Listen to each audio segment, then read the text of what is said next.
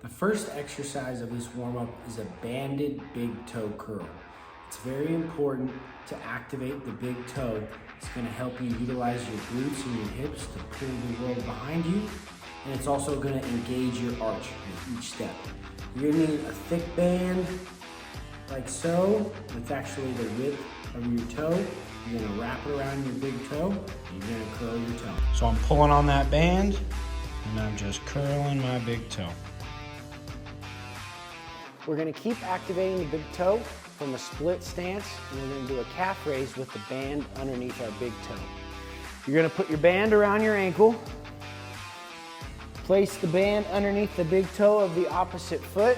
You're going to step out, and you're going to do a calf raise on that back leg with that band underneath that big toe. And if you release that tension of pressing down into the ground, that band would snap away.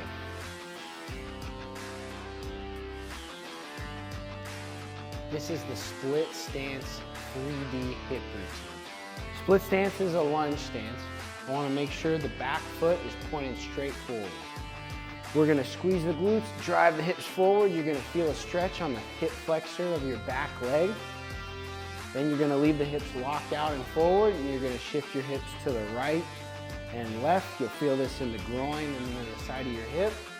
And then lastly, we're going to do circles in each direction. 90-90 hip transitions while leaning back.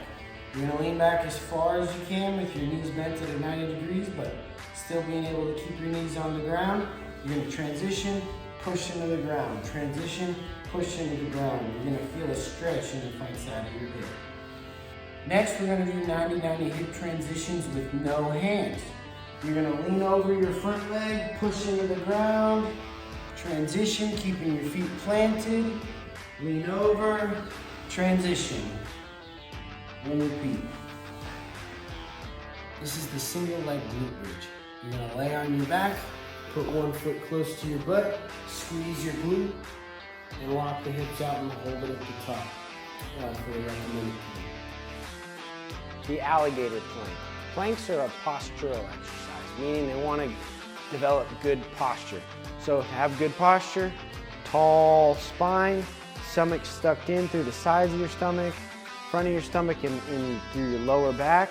You also want to activate your pelvic floor. Okay, imagine needing to go to the restroom and just engaging those muscles. So you're going to be down in that planking position, good posture, just alternating doing a knee kick straight out to the side. All right, this is a scap pull up. You're going to be hanging from a pull up bar. Elbows are going to stay straight, and you're just going to shrug down with the shoulder blades to bring the shoulders down. A little backwards angle makes it a little easier to see.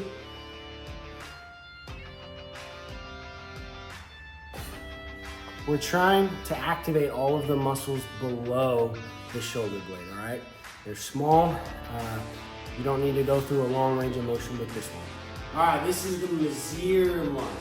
It's essentially a lateral lunge, so you're gonna be extra wide stance, toes pointed straight forward, and you're gonna just push the hips to the right and left without letting them come up in between each rep. All right, so keep the hips low, you're gonna really feel it in your groin.